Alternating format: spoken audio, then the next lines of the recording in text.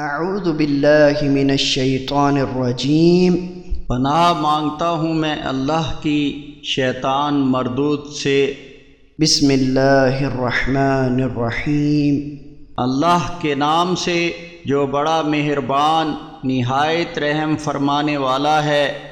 مثل الذين ينفقون أموالهم في سبيل الله كمثل حبة أنبتت 7 سنابل في كل سنبلة 100 حبة والله يضاعف لمن يشاء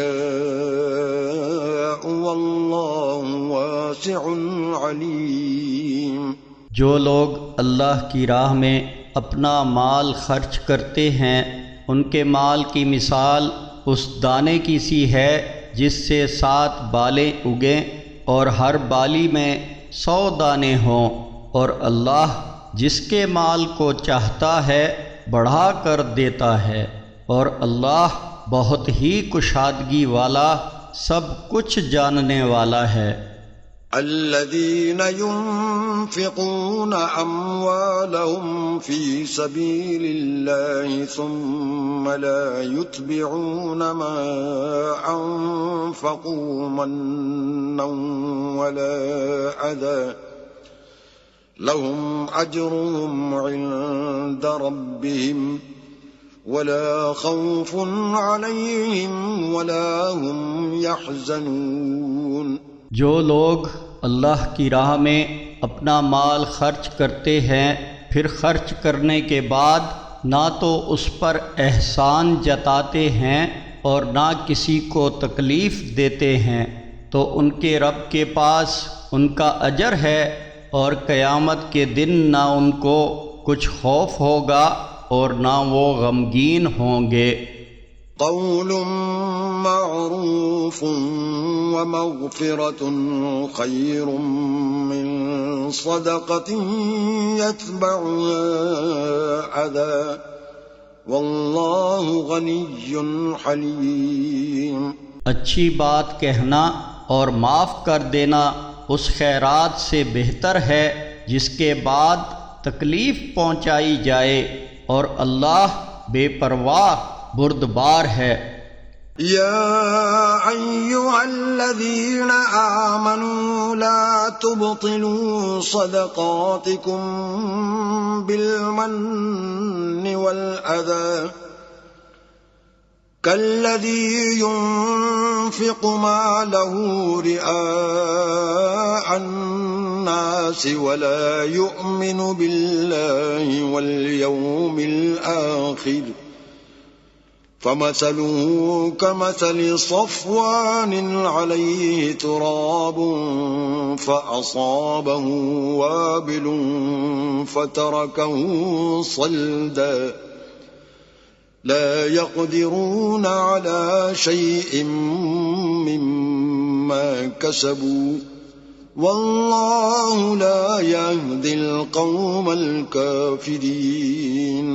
اے ایمان والو، احسان جتا کر اور تکلیف پہنچا کر اپنی خیرات ضائع نہ کرو اس شخص کی طرح جو اپنا مال لوگوں کو دکھانے کے لیے خرچ کرتا ہے، نہ وہ اللہ پر ایمان رکھتا ہے اور نہ یوم آخرت پر، تو اس کے مال کی مثال ایک چٹان کی سی ہے جس پر کچھ مٹی پڑی ہو، پھر اس پر موسلا دھار بارش برسے اور اسے صاف کر کے چھوڑ دے۔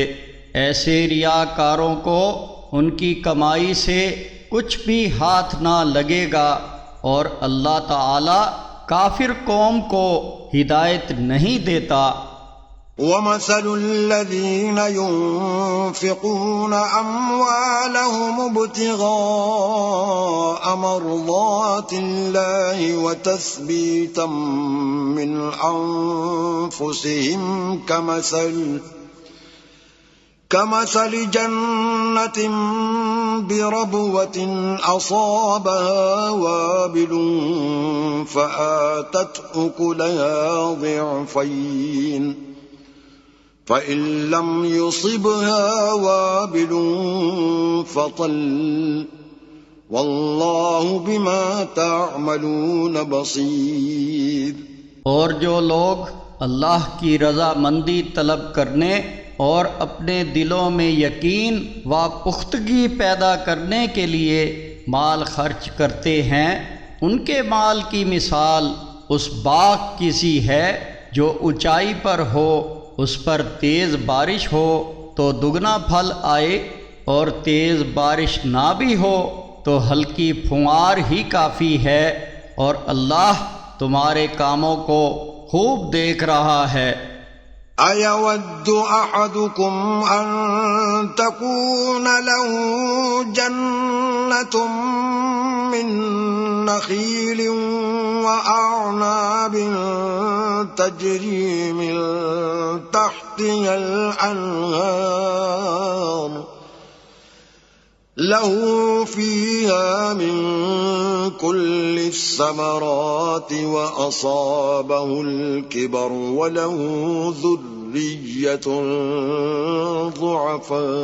ضعفاء فأصابها إعصار فيه نار فاحترقت كذلك يبين الله لكم الآيات لعلكم تتفكرون۔